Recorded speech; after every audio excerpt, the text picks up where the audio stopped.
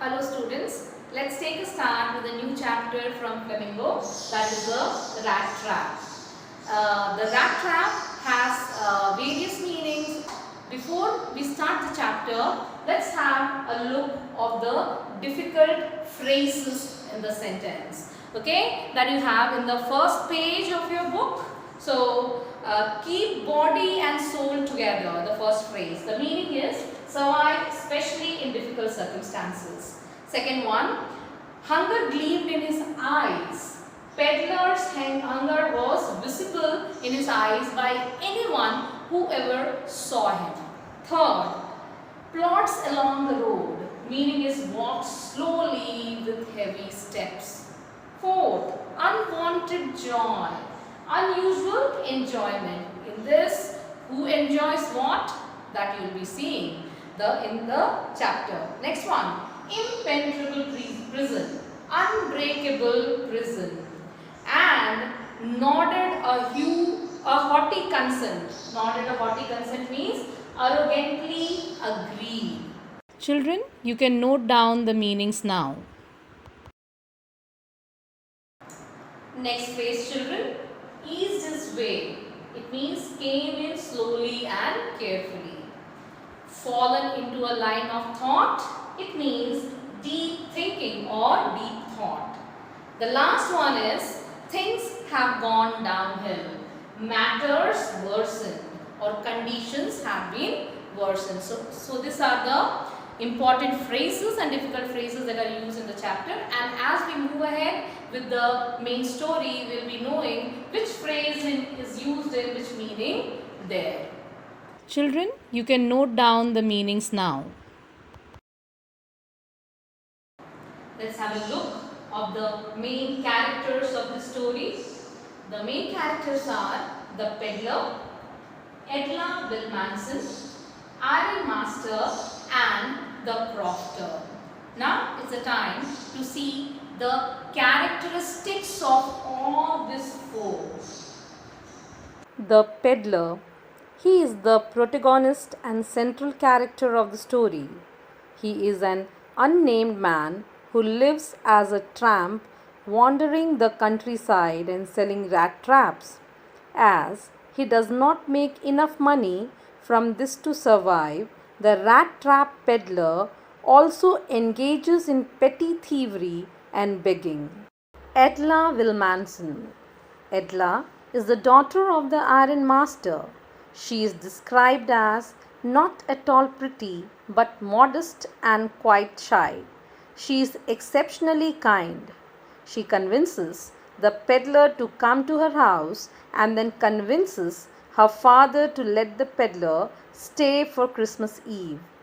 She is the most positive figure in the story, and her compassion and generosity are the reasons for the peddler's transformation.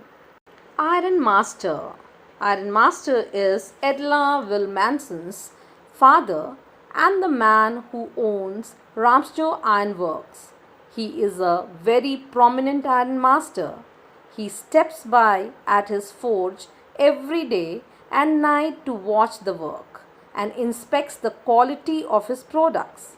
In his younger days, he was in the military, so he mistakes the peddler for his old regimental comrade, Captain Von Stanley. The crofter. This is an old man who lets the peddler spend the night at his house.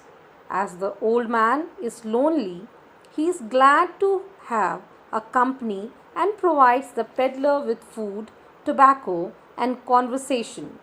He is a very kind and generous old man, but the peddler repays his generosity by stealing 30 kroners from him. This story is mainly about the people who remain lonely and they urge for companionship. We also see in the story that it stresses about how the people get trapped due to materialistic urge. So let's have a look how the story goes about. Once upon a time, there was a vagabond who went around selling small rat traps. He made them from the materials he got by begging. The business was not profitable, so he had to beg and even steal to survive. His clothes were in rags, his cheeks were sunken, and hunger gleamed in his eyes. While he was engrossed in his thoughts about rat traps, one day a very amusing thought came to his mind that the world was a big rat trap. One dark evening, as the peddler was trudging along the road, he went to a small grey cottage, seeking shelter for the night. The owner, who had once been a crofter, not only invited him in but was happy to get someone to talk to. The crofter, who had no wife or children, was very talkative and shared much about himself with the peddler. He informed the peddler that during his days of prosperity he worked at the Ramshaw Iron Works. Now his cow supported him. He even shared the fact that he had earned 30 kroner by selling the cow's milk. The guest seemed incredulous, so the crofter showed him the money, also revealing where it was kept. Next day, both left the cottage at the same time. The vagabond was quite pleased with his smartness. He avoided the public highway and turned into the wood, as he felt he would be safer and no one would be able to catch him. It was a big and confusing forest.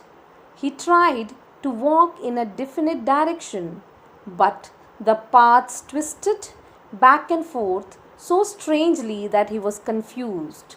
He walked on and soon realized that he had been walking around in the same part of the forest. All at once, he recalled his thoughts about the world being a rat trap. Now, his own turn had come. He had let himself be fooled by the bait and had been caught in a rat trap.